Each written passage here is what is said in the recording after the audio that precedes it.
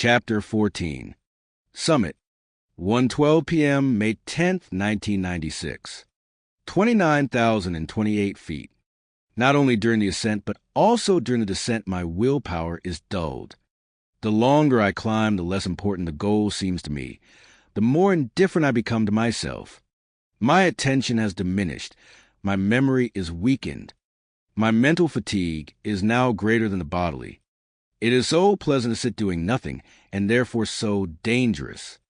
Death through exhaustion is, like death through freezing, a pleasant one. Reinhold Messner. The Crystal Horizon.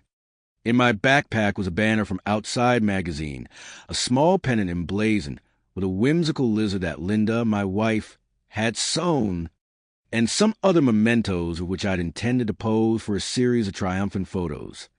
Cognizant of my dwindling oxygen reserves, however, I left everything in my pack and stayed on top of the world just long enough to fire off 4 quick shots of Andy Harris and Anatoly Bukreev posing in front of the summit survey marker. Then I turned to descend. About 20 yards below the summit, I passed Neil Beidelman and a client of Fisher's named Martin Adams on their way up. After exchanging a high-five with Neil, I grabbed a handful of small stones from a wind-scoured patch of exposed shale, zipped the souvenirs into the pocket of my down suit, and hastened down the ridge. A moment earlier I'd noticed that wispy clouds now filled the valleys to the south, obscuring all but the highest peaks. Adams, a small, pugnacious Texan who'd gotten rich selling bonds during the booming 1980s, is an experienced airplane pilot who'd spent many hours gazing down on the tops of clouds.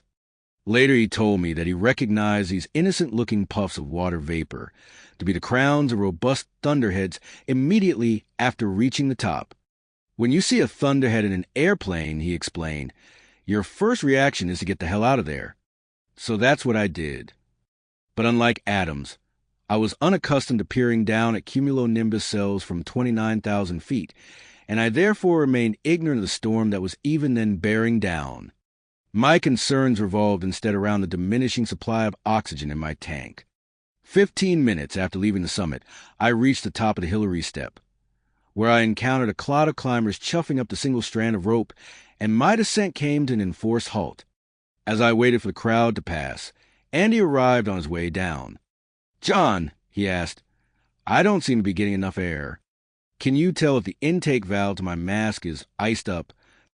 A quick check revealed a fist-sized chunk of frozen drool blocking the rubber valve that admitted ambient air into the mask from the atmosphere. I chipped it off with the pick of my ice axe, then asked Andy to return the favor by turning off my regulator in order to conserve my gas until the step cleared. He mistakenly opened the valve instead of closing it, however, and 10 minutes later all my oxygen was gone. My cognitive functions, which had been marginal before, instantly went into a nosedive. I felt like I'd been slipped an overdose of a powerful sedative. I fuzzily remember Sandy Pittman climbing past as I waited, bound for summit, followed an indeterminate time later by Charlotte Fox and then Lopsang Jangbu. Yasuko materialized next, just below my precarious stance, but was flummoxed by the last and steepest portion of the step. I watched helplessly for 15 minutes as she struggled to haul herself up the uppermost brow of rock, too exhausted to manage it. Finally, Tim Madsen, who was waiting impatiently directly below her, put his hands beneath her buttocks and pushed her to the top. Rob Hall appeared not long after that, disguising my rising panic. I thanked him for getting me to the top of Everest. "Yeah, it's turned out to be a pretty good expedition," he replied, then mentioned that Frank Fishbeck, Beck Weathers, Lou Kasich, Stuart Hutchison, and John Taskey had all turned back. Even in my state of hypoxic imbecility, it was obvious Hall was profoundly disappointed that 5 of his 8 clients had packed it in, a sentiment that I suspected was heightened by the fact that Fisher's entire crew appeared to be plugging toward the summit.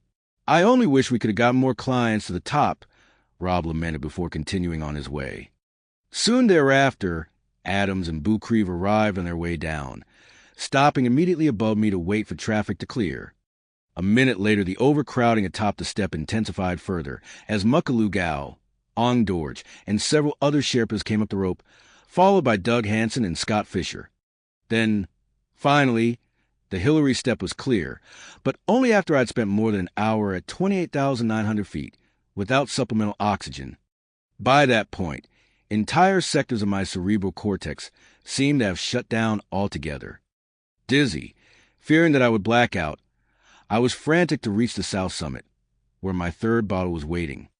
I started tenuously down the fixed lines, stiff with dread. Just below the step, Anatoly and Martin scooted around me and hurried down. Exercising extreme caution, I continued descending the tightrope ridge, but 50 feet above the oxygen cache the rope ended, and I balked at going farther without gas.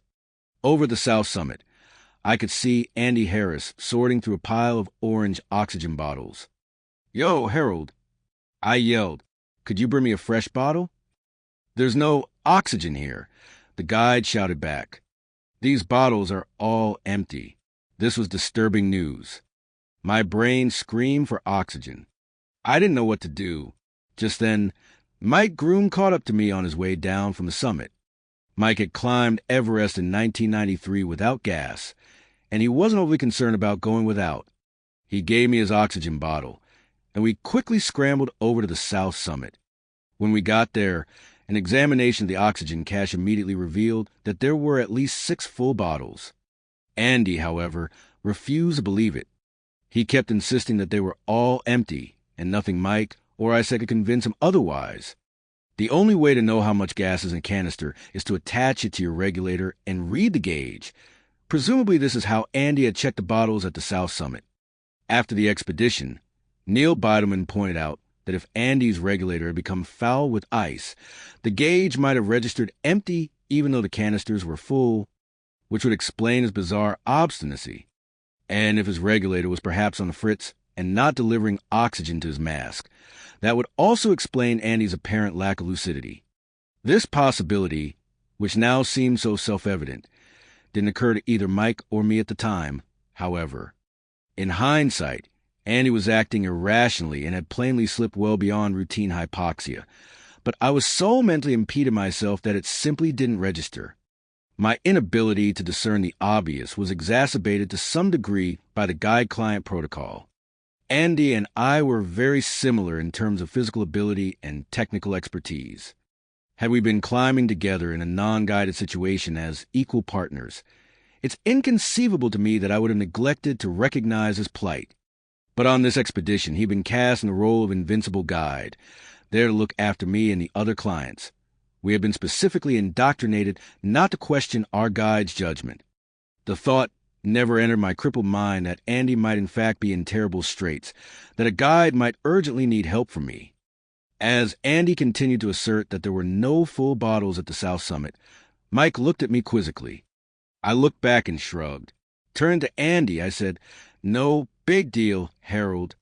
Much ado about nothing." Then I grabbed a new oxygen canister, screwed it onto my regulator, and headed down the mountain. Given what unfolded over the hours that followed, the ease with which I abdicated responsibility, my utter failure to consider that Andy might have been in serious trouble, was a lapse that's likely to haunt me for the rest of my life.